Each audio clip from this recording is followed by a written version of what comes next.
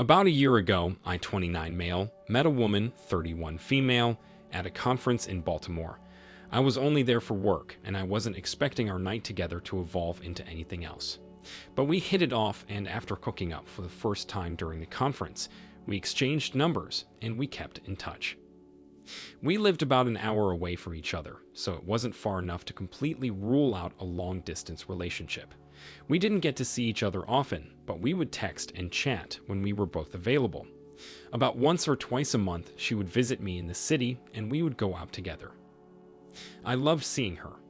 We had a wonderful connection, and I really felt like our relationship could go somewhere. However, in hindsight, I realized that I was putting more into the relationship than she was. I didn't think anything about our relationship until I was talking to a friend about us. I explained to her how my girlfriend would visit me, but I almost never visited her. Just to clarify, it wasn't for lack of trying. I had been vocal about wanting to travel to her apartment and meet her friends. My friend was a little weirded out by that. She said that it was odd that my girlfriend didn't want me to visit her. But at the same time, my friend is the type of person who listens to a lot of true crime and watches too much television. We both kind of laughed it off like she was assuming there was something more going on. But our conversation did get me thinking. I thought I knew my girlfriend from the conversations we had, but it was all surface level. I knew what television shows and books she liked, but I didn't know anything about her family. The next time I talked to her on the phone, I asked her more about herself. I wasn't asking in a way to accuse her of anything, but I genuinely wanted to learn more about her because I saw a future with her. She just told me that there wasn't much to talk about. She gave me a short story about being an only child and her parents having passed away. It made sense that if she didn't have any family around, she wouldn't bring it up, so I moved on. Months passed in our relationship, and she still didn't want me to come visit her. It was difficult for me because I really wanted to meet her friends. At that point, she had met a few of mine, and they really liked her. I wanted to see the city she lived in because I was considering suggesting that we move in together. No matter how many times I asked, she always shut down the idea of me visiting. I didn't think much about it at the time, but all of our conversations were very sexual. Whenever we would be together, we would go to dinner or bar, then we would go right back to my apartment and sleep together. I kind of just thought that it was because we were apart for so long, but after a while, the lack of depth with our conversations was getting to me. I was talking to another friend about her, just venting some of my frustrations, and he mentioned that I might be a side piece. I was very shocked to hear that and honestly kind of hurt. At the time, I felt like I had something special with her, and hearing that it might have been less than I thought was awful. He pointed out all of the facts and told me that if she's being very secretive about her life, it probably means that there's something she doesn't want me to know. That thing might have been that she had a partner, possibly family. I couldn't believe that. There was no chance in hell that was the case. I actually got kind of mad at my friend for even suggesting that, so I went home and I stewed on it for a while. When my anger subsided, I started to see some merit to the point he was making. I went online to read other stories about people who were unknowingly sleeping with committed people, and a lot of my circumstances aligned. I had asked my girlfriend early on in the relationship for her social media so we could add each other, but she just told me she didn't have any. She then proceeded to tell me all about how vile she thought it was, so I believed her. However, after looking online for her, I found her profiles. She had lied about having social media so she wouldn't have to add me to them. When I clicked on the Facebook link from Google, I realized that I was blocked. She was definitely trying to hide something from me. I made a fake account and I searched for her again just so I could see for myself what she was hiding. Just from the public view of her profile, I could see that she was married and seemed to be happy from the looks of it. There was a young child in a few of the photos. I didn't know if it was hers or what. I found her husband's name through her profile and I started looking at his. From what I could gather, they have been together since high school. I had my suspicions something was going on, and I finally had an answer. Honestly, I kind of regretted looking into it. Before that, I had a great relationship with someone that I didn't feel guilty about. After looking at it, I couldn't help but feel like I was a bad person. I knew that I didn't know about her family, but I was still sleeping with her. Right away, I knew that I was going to end everything with her, but it didn't feel right to let her get away with cheating. I needed to think of some way to tell her husband and also teach her a lesson about what she did. Through looking at his social media, I could tell that he was a realtor. I reached out to him and I set up a meeting to have a conversation with him. I said I was interested in buying a house, but of course, that was a lie. I made sure our meeting was going to be during a time when my girlfriend wasn't in the house because I didn't want her to find out about it. When the time for the meeting came, we spent a few minutes chatting with each other while I tried to decide if I actually had the nerve to tell him everything. I didn't know if that would be the end for them. I hoped that it would be because she had betrayed their marriage by being with me. After a few minutes, I confessed that I wasn't there to buy a house. I told him about how I met his wife and about the affair that ensued after, making sure he knew that I knew nothing about him and his family. He was as shocked as I was about the news. He told me something else that shocked me too. Apparently, she had been working weekends every week. She told him that it was only temporary while she was onboarding and training some new managers for work. After I told him about our relationship, he insinuated she was visiting me every weekend, but that wasn't the case. I honestly had to wonder if there was another person she was having an affair with. I only saw her once or twice a month. I sent him a bunch of screenshots and videos from our chats. I felt horrible when he was reading them in front of me. He told me that he was going to figure out what to do with them, and he thanked me for being honest with him. I spent the rest of the day feeling sick to my stomach after the conversation. I genuinely believed that she had another person that she was sleeping with. 2 days later, she called me and was immediately irate. Apparently, I had no business digging around in her life after she had made it clear she didn't want me to. I ruined her marriage and I was the worst thing that ever happened to her. I was shocked that she was blaming me for what happened. It was her choice to lie to her husband and have an affair. If I would have known that she was married, I would have never pursued her. Honestly, the fact that she wasn't even wearing her ring during the conference said enough. After I got off the phone with her, I haven't heard from her since.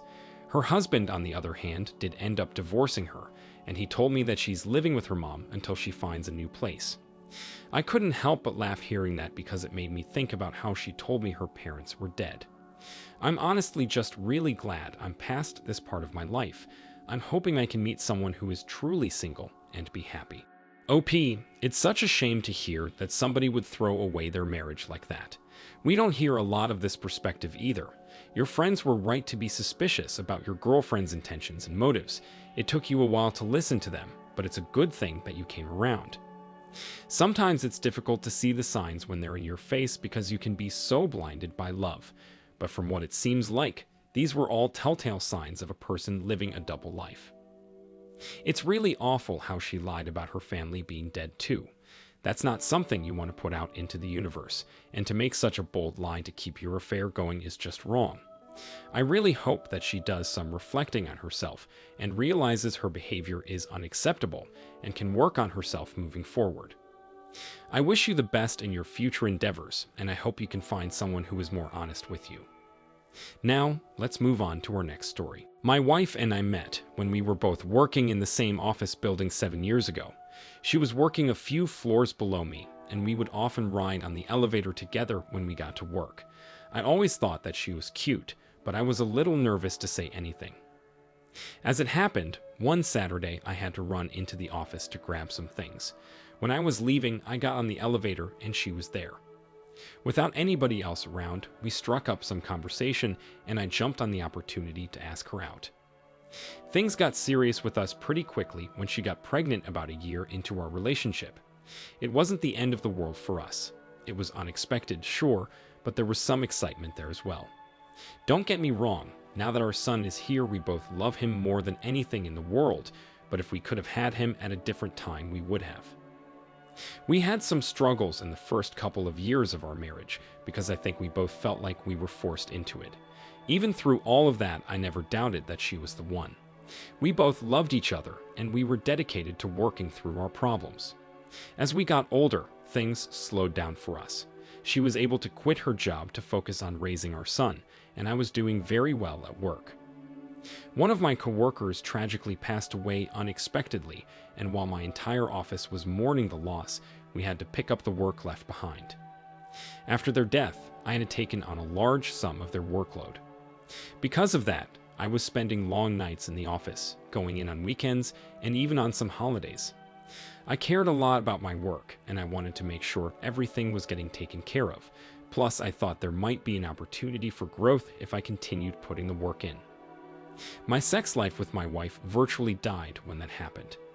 It's not at all like I wanted it to be, but I was so exhausted after every day that the thought never even crossed my mind. I wanted to go home and eat dinner, then sleep. It wasn't for lack of trying on my wife's part either. She would tell me that she wanted us to spend more time together, and I would promise her that we would after everything was finished with work. I know that none of this is exactly my fault, but if I were to take any of the blame for what happened, it would be my work. Projects that were supposed to take weeks took months, and I was overworking myself to the point of being physically ill sometimes. I hit my breaking point with work when I realized that I had worked for 22 days without a single day off. I spoke to my boss, and I told him about everything I've been doing. He assured me that my work hadn't gone unnoticed. He gave me a handsome bonus, and I cashed out a week of vacation to take some time to relax. I was excited to be able to decompress at home with my family. However, when I was home and doing nothing, I had all the time in the things that were off with my wife. As much as she wanted us to be intimate just weeks before, she didn't seem to be interested when I was free. Of course, I didn't want to pressure her or push her, so just let it slide. She had been spending a lot of time at the gym working out. I hadn't even noticed the changes in her until I was on my vacation. She had toned up a lot of her body, she got her hair done, and she had a lot of newer clothes. I asked her why she had changed so much, and she got mad at me for only just noticing, but then she told me that she just wanted to feel more confident. I tried to assure her that I thought she was beautiful either way, but I told her that she looked great. During the week, I honestly got a little bored without having anything to do. Tax season was coming up, so I started going through my banking information to prepare. As I was going through, I found some strange charges that I wasn't familiar with. Almost everything I saw was accountable and recognizable in my bank statement except for these few charges. I didn't know what they were, so I googled the charge name to see what came up, and I thought maybe that would jog my memory. What I discovered was that it was a charge for a website called Ashley Madison. When I first heard the name, it sounded familiar. I knew I had heard it somewhere before, and initially, I thought it was some kind of hair care thing my wife must have gotten. However, when I looked up what it really was, I found out that it was a website for married people to find others interested in affairs. My heart shattered when I read that. I knew that I wasn't the one who subscribed to it. My wife had paid to use an app that would set her up with another person betraying their marriage. I needed to see for myself if she was actively having one. I made an account on the website, making a fake profile to snoop around. Unsurprisingly, there were a lot of other accounts that were clearly fake and phishing for information on the users. After some looking, I found my wife. She had pictures of herself showing her face completely. Anybody that knew her would instantly recognize it was her if they saw it. She was barely being discreet about wanting an affair. On top of that, in some of the pictures, she was wearing very little clothes. She was clearly showing off her body to potential affair partners. She stated in her profile that she was looking for fun because she felt like I was ignoring her.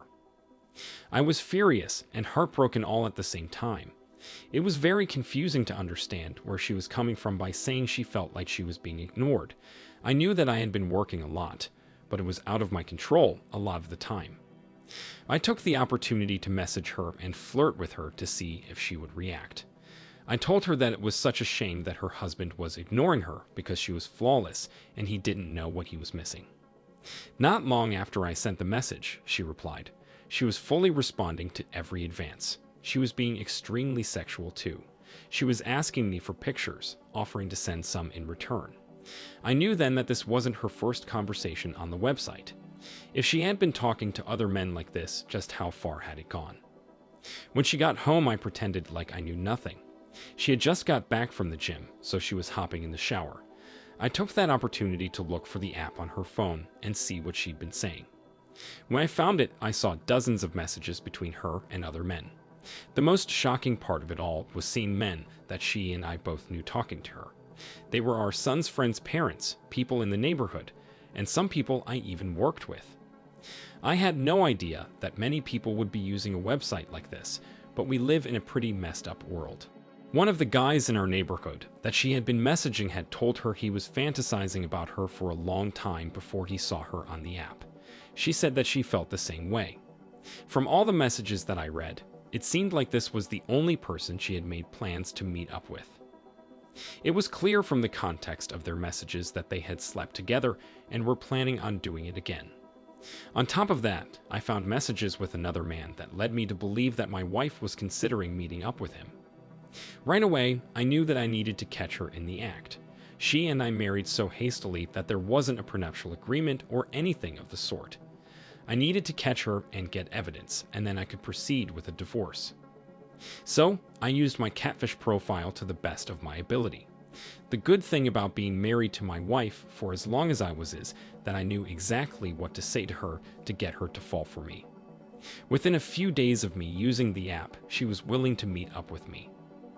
I gave her an address to a hotel and told her to meet me there.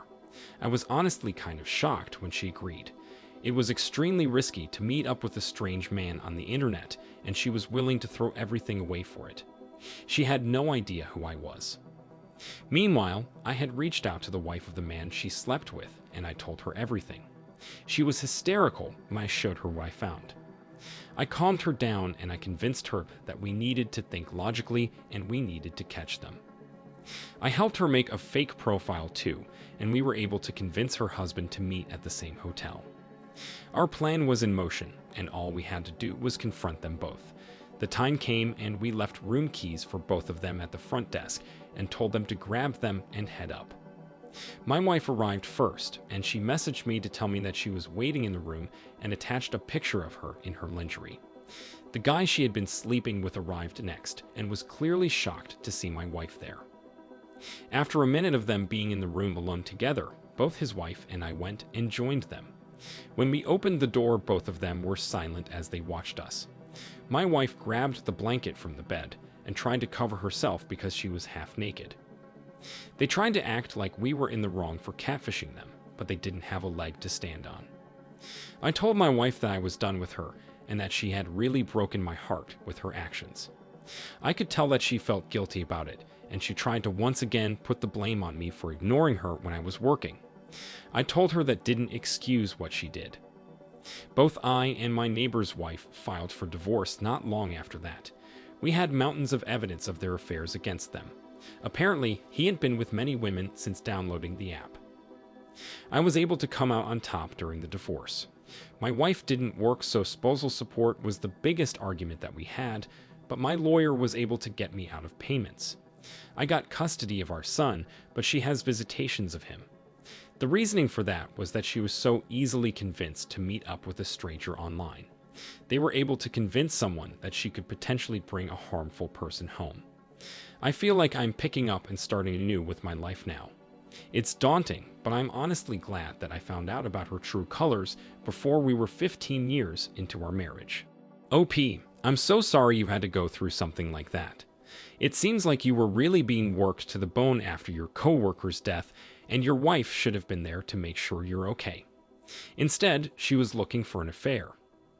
Having an affair is bad enough, but knowingly having an affair with another married person is awful. One person's selfish actions have to end 2 marriages. It is a little concerning that she met up with a complete stranger at a hotel. Thankfully, it turned out to be you and not some lunatic, but it's a dangerous world and you can't be too careful. It's good that it was recognized during the custody hearings. It was a good thing that you did tell the wife of the man she was having an affair with. She deserved to know that her husband was using a website like Ashley Madison. Honestly, I think the existence of websites like that is disgusting, and anybody who is using it, regardless of if they have met up with anybody, is a terrible person. I wish you the best moving forward with your son, and I hope you're able to move on from this. Thank you all for taking the time to listen to today's stories. If you enjoyed listening, please feel free to like and subscribe if you haven't already. Also, comment below with your thoughts on what happened. If there is a story you would like to share with me about your own situation or someone else's, then please do not hesitate to contact me. Take care.